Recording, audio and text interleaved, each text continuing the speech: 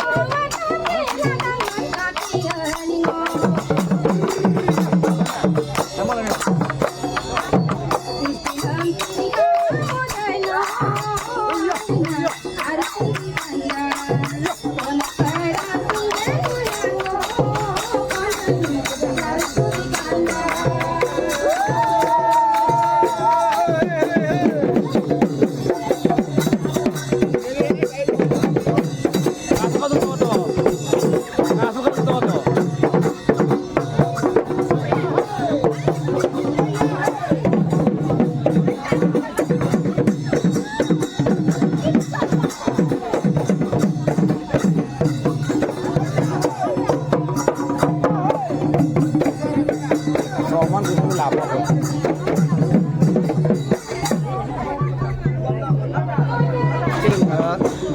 নাৰী অপেনৰ আজি অধিৱেশনৰ প্ৰস্তুতি দিন, আজি লাইভ স্থাপনৰ দিন। আজি এই অধিৱেশনটো আমি দিন ধাৰ্য কৰা হৈছে। আমাৰ কেন্দ্ৰীয় সমিতিৰ বিষয়ববীয়াসকলে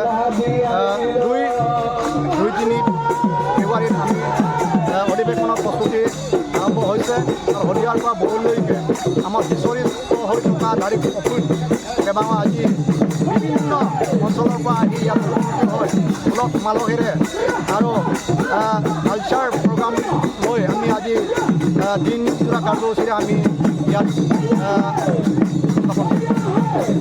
গৈ আছোঁ। এটা শিৱসাগৰ জিলাৰ আমাৰ গড়বগা গাঁৱত ইয়াতে আমি আমাৰ তাকামদাৰী অপূৰ্ণ শদিয়াৰ পৰা দিয়া বহুলৈকে আমি চিনাকি পৰ্ব কৰি আমি অধিৱেশনৰ চিন্তা কৰি আছিলোঁ আৰু তাৰ অধিৱেশনৰ আগমুহূৰ্ততে আজি মই য'ত থিয় হৈছোঁ গড়বগা স্থিত আমাৰ লাইখুটা স্থাপনৰ দিন ধাৰ্য কৰা আছিলে। আজিৰ অধিৱেশন য'ত স্থাপন অধিৱেশন পাতিবলগীয়া জেগাত গড়বগাতে আজি আমি অধিৱেশনৰ কাৰণে আগমুহূৰ্তৰ প্ৰস্তুতি চলাবৰ কাৰণে আমি ইয়াতে লাইখুটা স্থাপন কৰা হৈছে আৰু এই লাইখুটা স্থাপনৰ সময়ছোৱাত যে বিভিন্ন অসমৰ বিভিন্ন চহৰবোৰৰ পৰা যিমানবিলাক জিলা বা আঞ্চলিক ভিত্তিত আমাৰ নাৰী অপূৰ্ণ গাঁৱৰ মানুহবিলাক খাইছিলে এই গোটেইবিলাক আজি প্ৰায় 7-8খন জিলাৰ মানুহ ইয়াত গোট খাইছে আৰু সকলো গোটকেইটাৰ বা আগমুহূৰ্ততে বা সহযোগিতাই আজি লাইখুটা স্থাপন কৰা হৈছে আৰু লাইখুটা স্থাপন কৰাৰ উদ্দেশ্যতে আমি অহা ফেব্ৰুৱাৰী মাহৰ 2 আৰু 3 ফেব্ৰুৱাৰীত আমাৰ অধিৱেশনৰ পূৰ্ণাংগ প্ৰস্তুতি চলোৱা হৈছে। ইয়াতে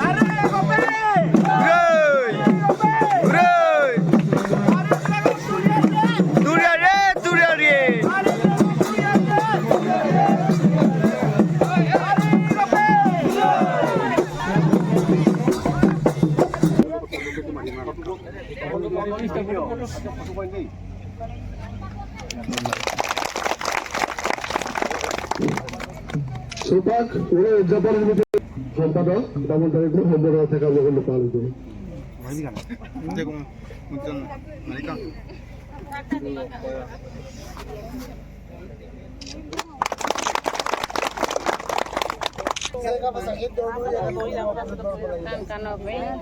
पानी जो है आज बहला लोग अंदर आइए आज मेला चुप आइए पर आज मेला